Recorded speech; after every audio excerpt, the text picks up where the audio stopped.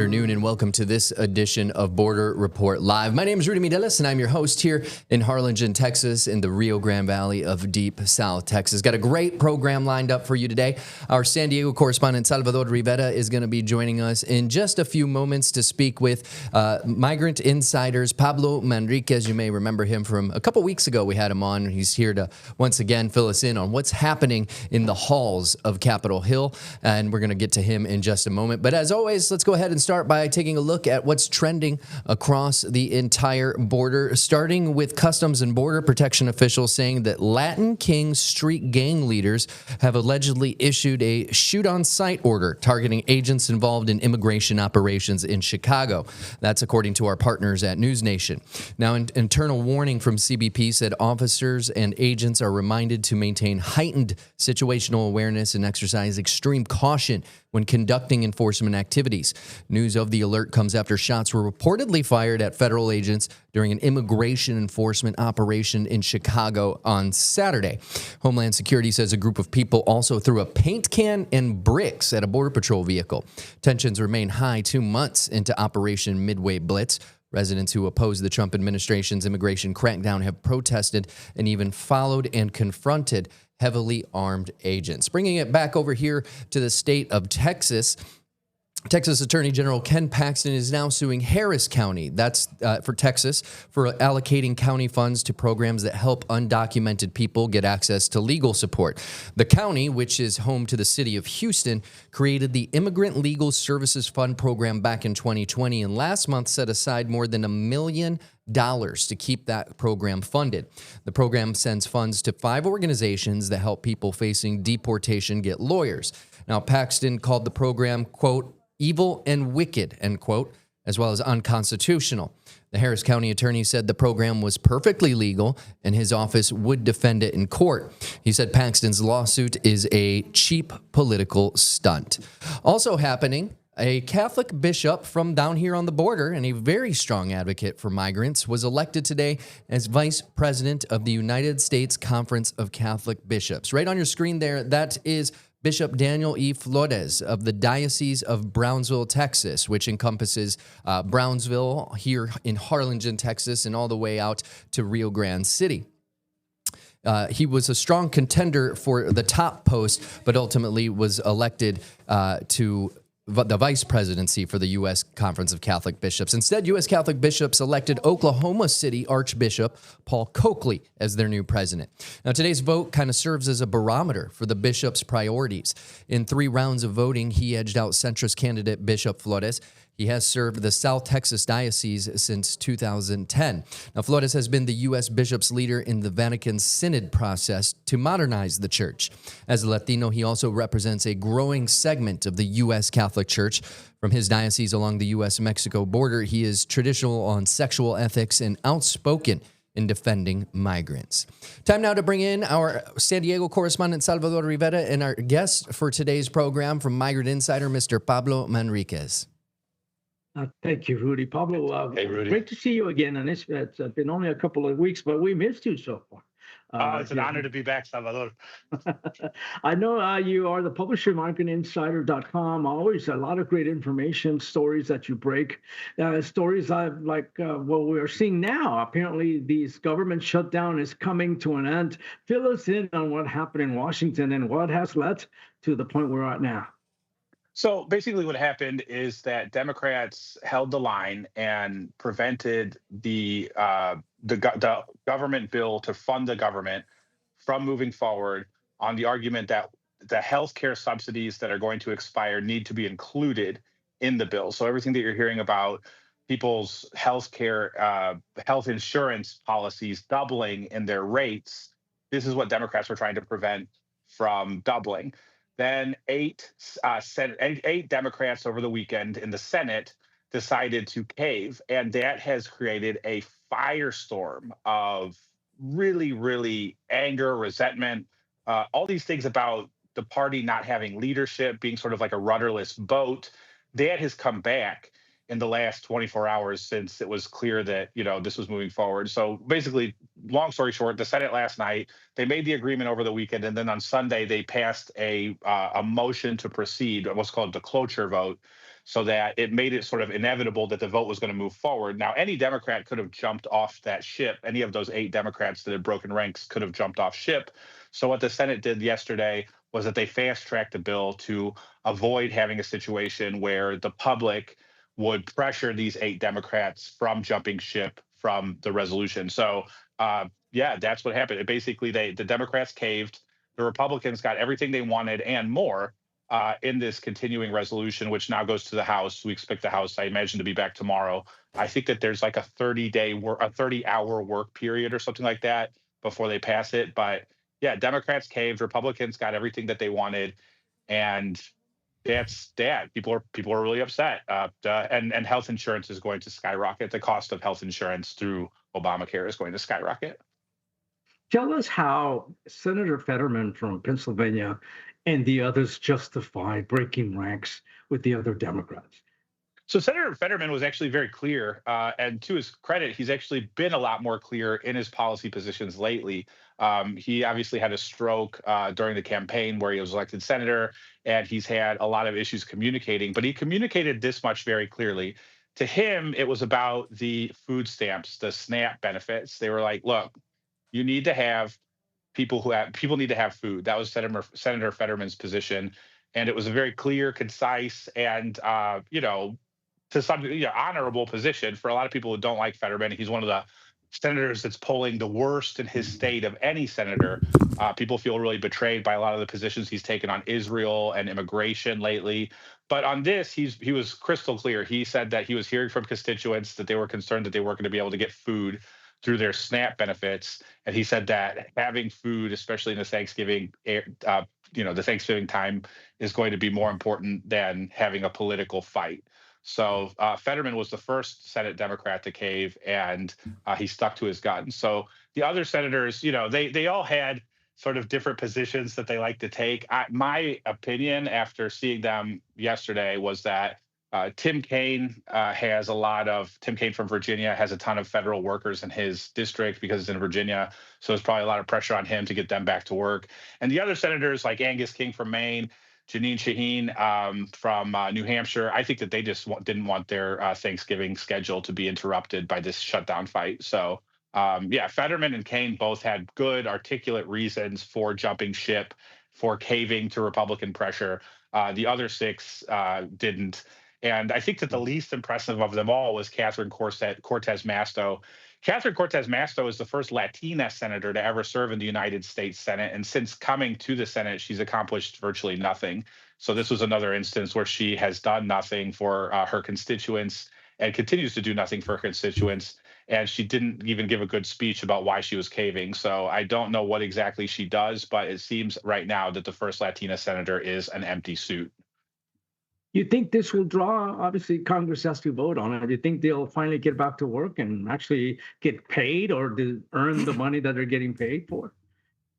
They'll get back to Congress. They'll get back to the Capitol. Whether they earn their money is very subjective. I mean, if you're a MAGA Republican, then you have to be pretty impressed with the ability of these people, of the Republican majorities, to pass these bills, to pass legislation that codifies what was promised on the campaign trail, whether it's mass deportations, whether it's especially in the mass deportation sense, whether it's tax cuts for major corporations. These were things that were campaigned on pretty explicitly. Now, obviously, on the mass deportation side of things, there was a promise on the campaign that they would target criminals, but anybody paying closer attention to something other than what Donald Trump was saying, to what Tom Homan was saying, to what Stephen Miller's been saying for the last few years, it was obvious that while they were out of power, they were making plans for mass deportations of ordinary migrants who are just obeying the law and doing good work, working hard. They hate immigrants, and they especially hate Latinos.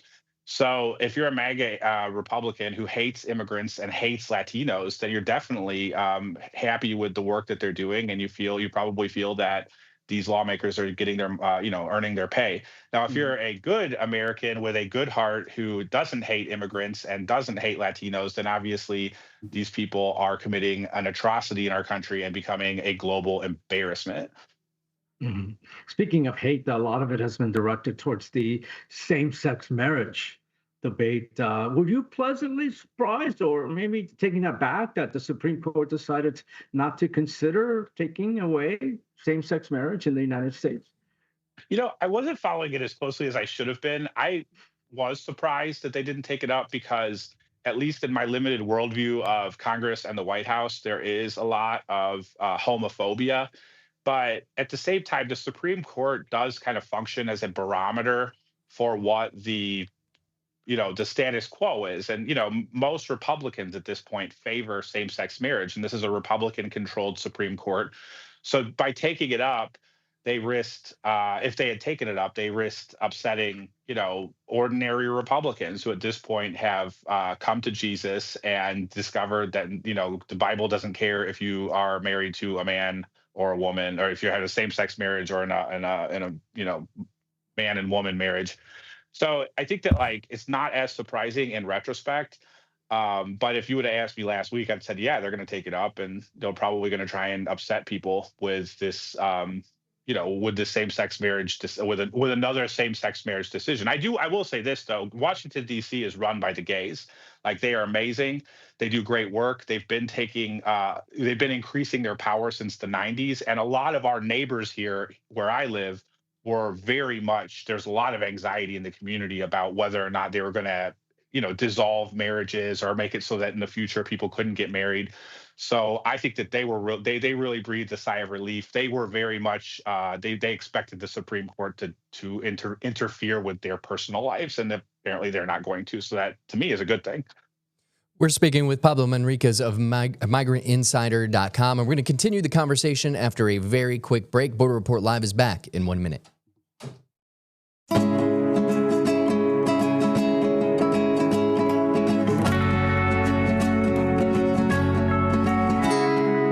And welcome back to this edition of Border Report Live. Salvador Rivera, our San Diego correspondent, and our guest for today's program, Mr. Pablo Manriquez of MigrantInsider.com. Pablo, you write about a lot of different subjects in Washington or having to do with Washington politics, policies. This week, you wrote about your personal relationship with the former congressman from Arizona's 7th Congressional District, Raul Grijalva. Talk to us about what you wrote and how much this man meant to you and your career. Honestly, Raul Grijalva was the first person that made me. He was the first congressman. When I first got here, I didn't know anybody. I was looking for work. I found work at a bar. The bar where I found work, the Tune In, is an establishment bar, which means everything is off the record. Lawmakers can go in there, have conversations with lobbyists, sources, all the rest. It's sort of like the essence of the deep state, sort of, whatever you want to call it. But I was just a dishwasher, right? So I saw it firsthand. And these guys would come in with these buttons on their chest that had a little House of Representatives or Senate symbol on it. And none of them would ever pay attention to the dishwasher, right? Like, now, granted, I had a Notre Dame degree. My problem was more that I didn't know anybody, that I didn't have any skills or anything to offer. But I ended up working in that job for about 6 to 9 months. And in that time, I interacted with probably 50 or 60 Congress people, right? And Raul Grijalva was the only congressperson who ever bothered to learn my name, and not just my name, right? The busboy, the cook, the bartender, Raul Grijalva knew all of our names, and he wanted to hear our stories. He wanted to hear kind of where we were from. And to me, that was just incredible because, all these guys come in. One of the things I always like to say is, when people get to Washington to serve in Congress, they tend to look in the mirror and think to themselves, man, that's the next president of the United States.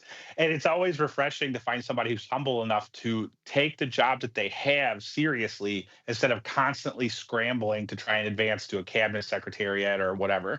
Raul Grijalva was somebody who took his job very seriously.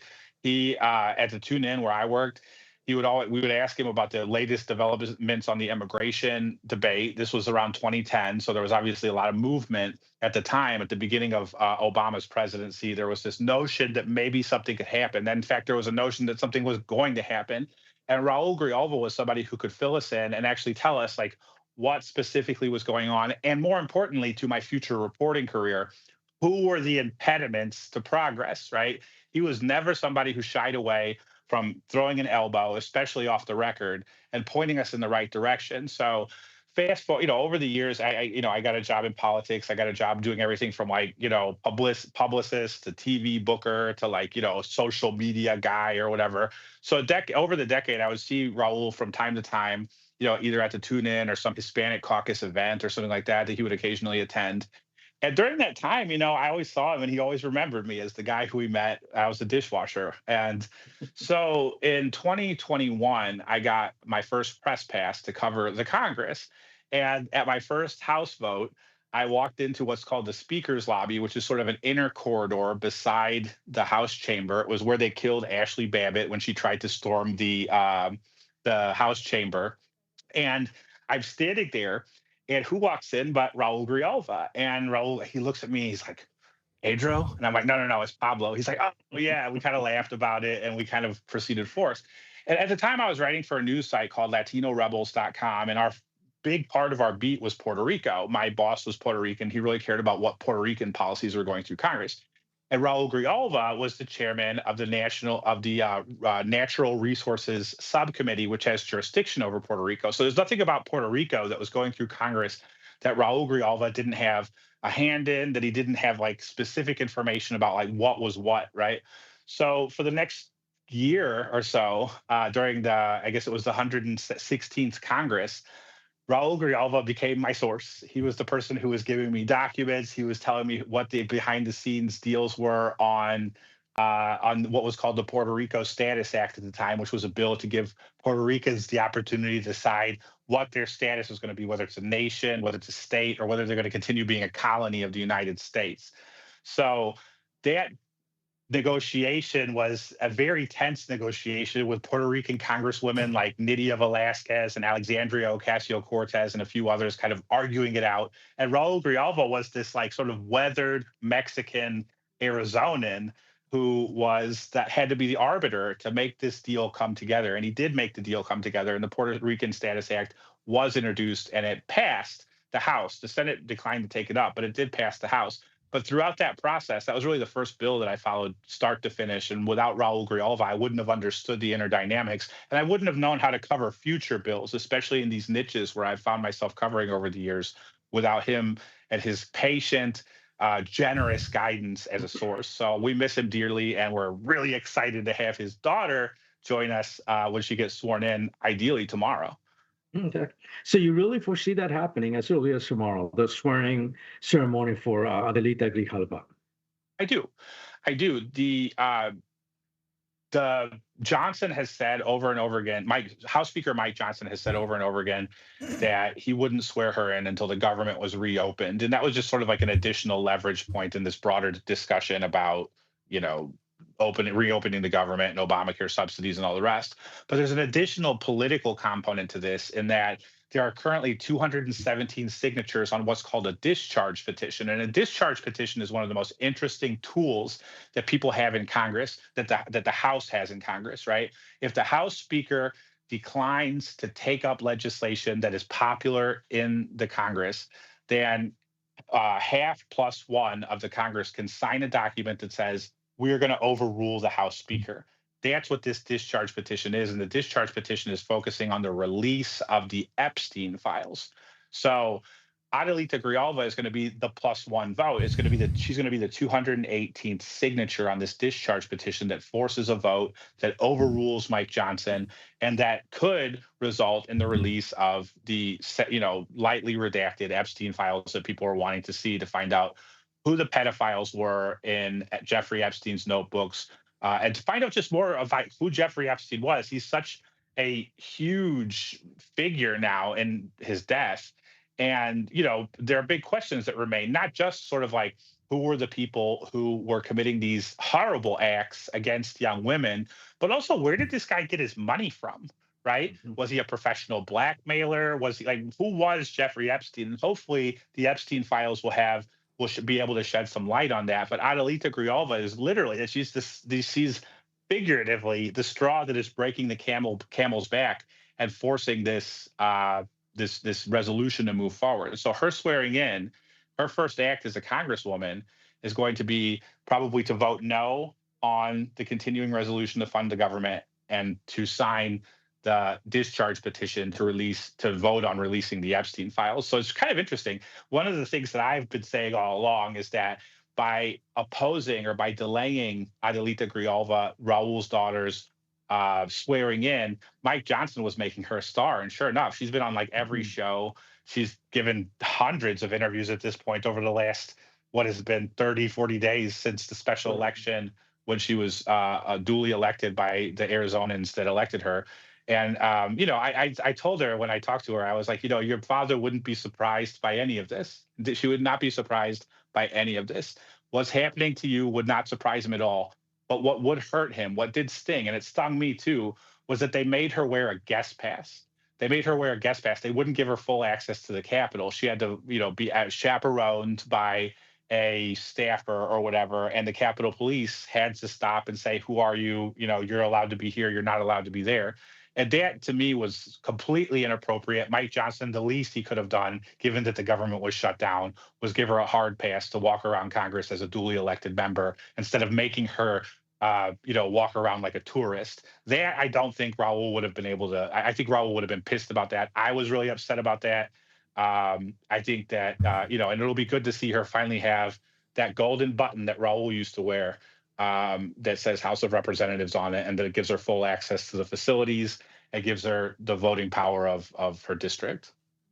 Well, she was gracious enough to join us a few weeks back, and she discussed basically having the keys to her dad's office, but not much else. Couldn't do anything, couldn't take calls from constituents, couldn't do anything, couldn't even use the printers in her office. So hopefully as of tomorrow, that'll change, and the people of Arizona's 7th Congressional District will finally get some representation in Congress. I did want to get into a story that you released today about an investigation into a very controversial figure within ICE. He's Border Patrol Chief or Supervisor Greg Bovino. Can you quickly summarize what your story discusses in terms of Bovino and some of the findings that are shedding some light on some of his past practices? Yeah, very quickly, the Project on Government Oversight has this new report out. ICE, Border Patrol, and everybody else is constantly be trying to cast themselves as the victims of protesters in the streets. But what the Project on Government Oversight discovered is that the use of excessive force exceeds the reported instances of assaults on Border Patrol agents by a factor of 2 to 1. So as much as they're saying that they are being assaulted by the citizenry or they're assaulted by the populace, the Project on Government Oversight found that it's actually the other way around. It's that the Border Patrol is assaulting the populace much more frequently at a rate of 2 to 1. And in Chicago in particular, they're assaulting people at a rate much higher than they were even in the El Centro sector. So these types of this brutality is increasing. I think that's sort of like the nut of the story. We've been speaking with Pablo Manriquez of Migrant Insider. You can find his reporting at migrantinsider.com.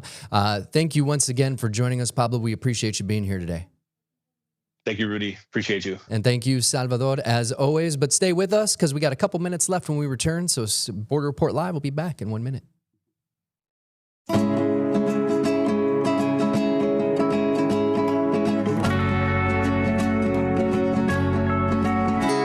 And welcome back to this edition of BorderReport.com. My name is Rudy Mireles, and I'm your host here in Harlingen, Texas, in the Rio Grande Valley of deep South Texas. Before we go, got one more really interesting story. Take a look at this. So we don't really do many stories here about high-speed chases on this program, but this woman crossed the border into Mexico after a wild pursuit with California law enforcement officers that spanned more than 150 miles and took 2 hours. She's accused of stealing a minivan in Ventura County, which is northwest of Los Angeles. She then drove all the way to San Diego and then crossed into Tijuana, Mexico, using the San Ysidro port of entry.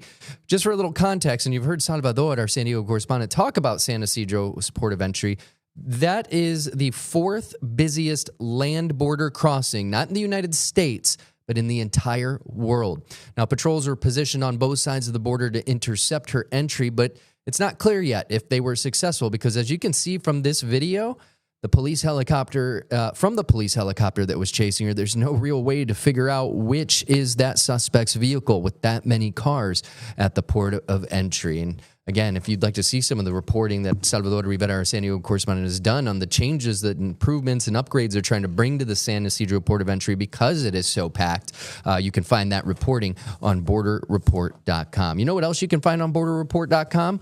Links to our podcast, because you can stay informed on the story shaping the U.S.-Mexico border on your commute home, while walking the dog, or maybe you're getting a workout at the gym, because Border Report Live brings you real-time updates, expert insights and voices from both sides of the border. You can listen now on Apple Podcasts, Spotify, the iHeartRadio app, and you can get us in both audio and video form on the YouTube app. That's going to do it for us today. For Salvador, thanks again to Pablo Manrique of migratinsider.com. My name is Rudy Mireles. We'll see y'all tomorrow.